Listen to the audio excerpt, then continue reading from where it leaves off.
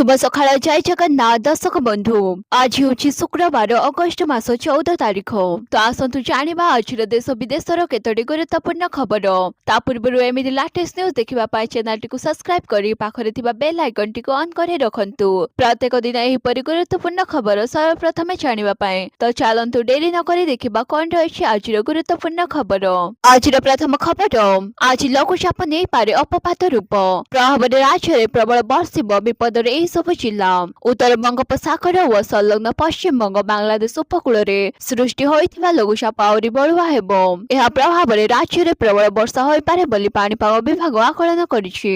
आज सुंदरगढ़ झारसुगुड़ा संबलपुर देवगढ़ अनुकूल केन्दुझर और मयूरभंज प्रबल वर्षा होई पारे 15 और 16 तारिख में उत्तर ओडिशा रे प्रबल वर्षा आशंका रहिछि। परवर्ती खबर आयुर्वेदिक हस्पिटाल हेबो नवकळपर भित्तिप्रस्तर स्थापन कले स्वास्थ्य मंत्री आयुष्मान कार्ड रे मिलिबो चिकित्सा भुवनेश्वर बासी खुशी खबर एबे राजधानी रे आधुनिक चिकित्सा सह आयुर्वेदर चिकित्सा मध्य सरकारी भाबे मिलिबो। आज भुवनेश्वर नागेश्वर टांकी रे भुवनेश्वर कोड निकट रे थिबा सरकारी आयुर्वेदिक चिकित्सालय रो नवकळपर पाई भित्तिप्रस्तर स्थापन करिसेंति स्वास्थ्य मंत्री डॉक्टर मुकेश महालिंग। ए हस्पिटाल रो शଯ୍ୟା संख्या बढ़ाइबाकु विभाग निष्पत्ति नेछि। इंडोर थिबा 43 टी शଯ୍ୟା संख्या को बढ़ाई 100 शଯ୍ୟା कराजिबो। रोगी संख्या दिनकु दिन बढ़ुथिबा बेले अधिक शଯ୍ୟା आवश्यक पड़ुछि एहाकु दृष्टि रखि विभाग एभଳି निष्पत्ति नेइथिबा जणा पड़िछि। एहा द्वारा भुवनेश्वर बासी को सस्ता एवं गुणात्मक आयुष चिकित्सा मिलिबो। सबुठु बड़ कथा हैला आयुष्मान कार्ड रे भी एही चिकित्सा अंतर्भुक्त करबाकु सरकार योजना करछन्ते बोली मंत्री कहिसन्ति।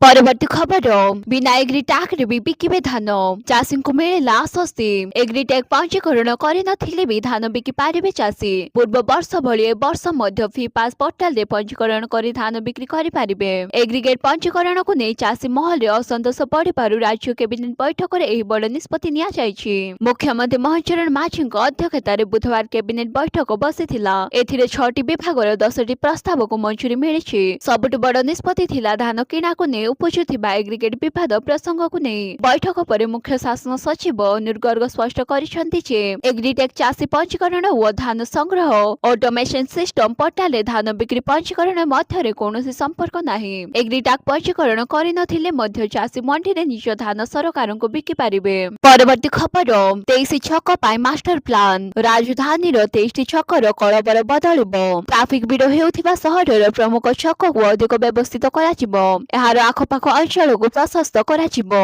किछि छक रो डिजाइन रे परिवर्तन हेबो। सरकार गढिथिबा जंक्शन सब कमिटी एभଳି अनेक योजना रखिछि। गुरुवार एहा उपरे चूड़ांत मोहर बाजिछि। छकर पार्श्ववर्ती अंचल रो दुकान हटाजिबो एठारे जेभଳି भिड़ न हबो सेथिपाई स्वतंत्र योजना होइछि। सेभଳି टंकपाणी साई मंदिर छक को गले छक करबाकू प्रस्तुति रहिछि। सूचना जके राजधानी रो विभिन्न ट्रैफिक छक को भिड़ मुक्त करबाकू सरकार एही सब कमिटी गढिछन्ति।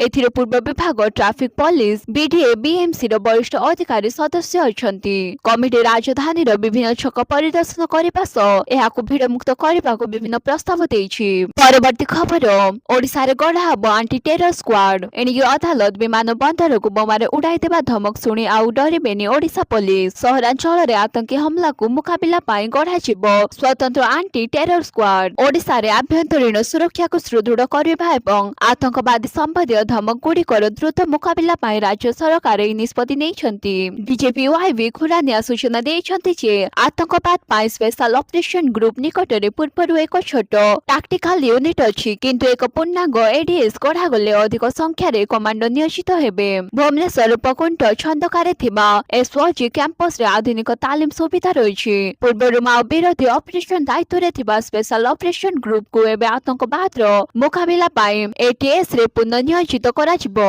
परवर्ती खबर पुरी बेलाभूमि हेबो आध्यात्मिक बेलाभूमि पुरी गोवर्धन पीठ व स्वर्गद्वार बेलाभूमि रो उन्नतीकरण कराजिबो। ए बेलाभूमि हेबो देशर आध्यात्मिक बेलाभूमि पूर्वाचार्यक समाधि स्थल हेबो संरक्षण आउरी भव्य हेबो महत्वत आरती। ए निष्पत्ति नेइछन्ति मुख्यमंत्री मोहन चरण माझी। पुरी गोवर्धन पीठर सर्वांगीन विकास सुरक्षा सह श्री जगन्नाथ संस्कृति रो प्रसार पाई मुख्यमंत्री अध्यक्षतार लोकसभा भवन ठारे एक उच्च स्तरीय बैठक अनुष्ठित होइछि।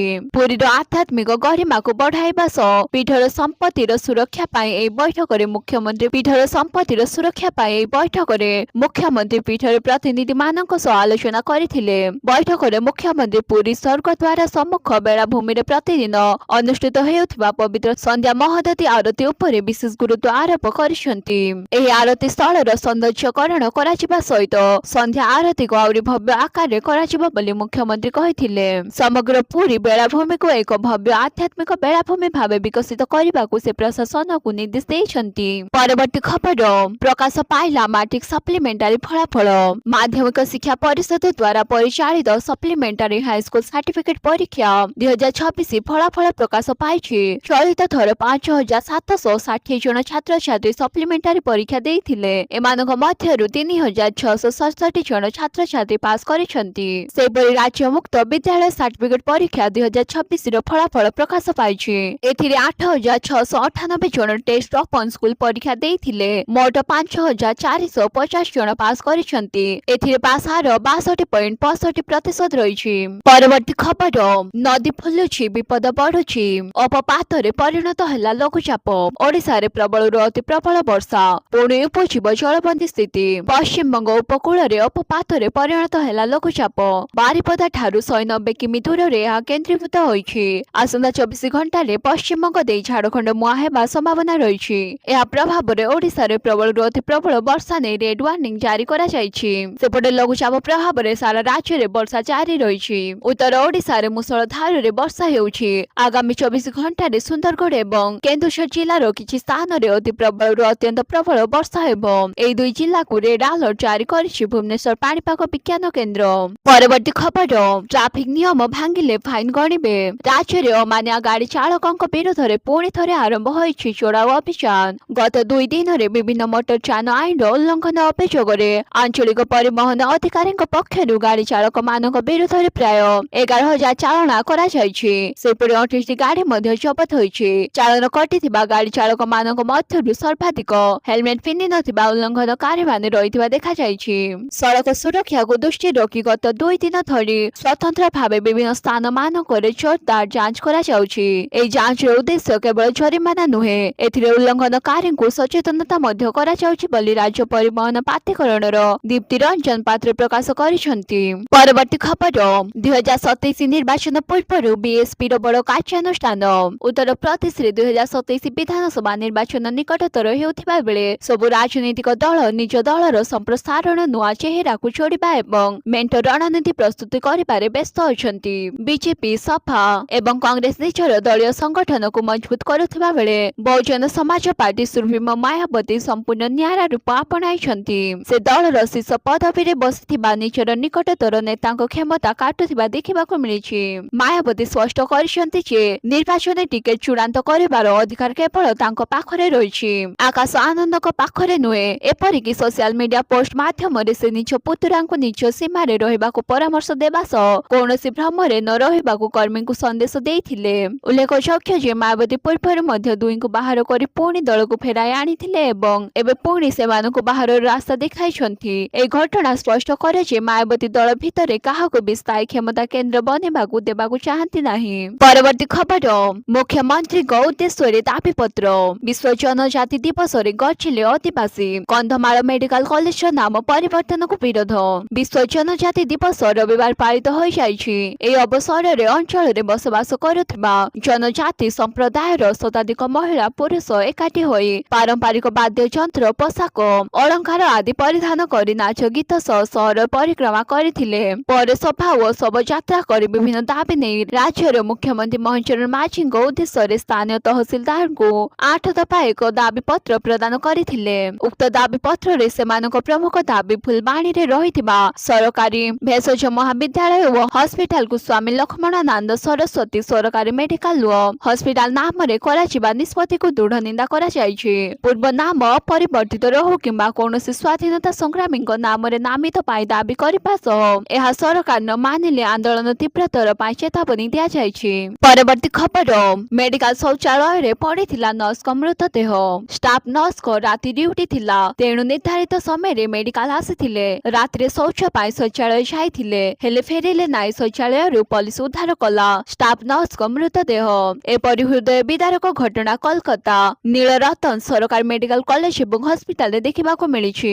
ମେଡିକାଲ ପକ୍ଷରୁ ଏନେଇ ଏଣ୍ଟାଲି ଥାନାକୁ ଖବର ଦିଆଯାଇଥିଲା। पुलिस हस्पिटाल पहुंची प्रथमे कबाट बाढ़ाई मात्र कौनसी प्रतिक्रिया मिली नथिला। शेषरे बंद कबाट भांगी पुलिस। या परे शौचालय भितर नर्स मृतदेह पड़िथिबा देखिबाकू मिलिथिला। पुलिस मृतदेह जबत कर व्यवच्छेद पाई पठाई देछि।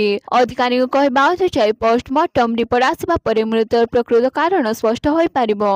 परवर्ती खबर फ्री राशन उपर बड़ अपडेट। चंडीगढ़ और दादरा और नगर हवेली एपरी दुईटी केन्द्र शासित अंचल होइछि जेउठारे 14 अगस्त 2026 रु सरकार राशन सब्सिडी को डिजिटल रूप माध्यम सीधा सड़क हिताधिकारी वालेट को पठाइबाकू जाउछंती। केन्द्र सरकार योजनार उद्देश्य प्रधानमंत्री गरीब कल्याण अन्न योजना अधीन दिया जाउथिबा खाद्य सब्सिडीर चोरी एवं अपव्यवहार को रोकिबा। ए स्कीम सबुठारु बड़ विशेषता हेउछि एहा पर्पस ब्राउंड बा निर्दिष्ट उद्देश्य आधारित अर्थात सरकार हिताधिकारी वालेट को पठाइबाकू थिबा डिजिटल करेन्सी को केवल गहम चाउल भली खाद्य शस्य किणिबारे व्यवहार करा जाय पारिबो। हिताधिकारी माने एही टंकारे राशन व्यतीत अन्य कोनोसी सामग्री किणि पारिबे नाही। पीएमजीकेवाई अधीन रे पर्यंत लोक मानकू राशन सब्सिडी टंका सेमानक बैंक खाता को पठा जायथिला किंतु अनेक समय रे बैंक खाता को आसुथिबा एही टंका को लोके अन्य काम रे खर्च करि देउथिले किंबा निजर व्यक्तिगत आवश्यकता व शौक रे खर्च करुथिले। एबे डिजिटल रूपे आकार रे टंका पठा जिबा परे एहाकू केवल सरकारी राशन दुकान रे ही खर्च करि हेबो।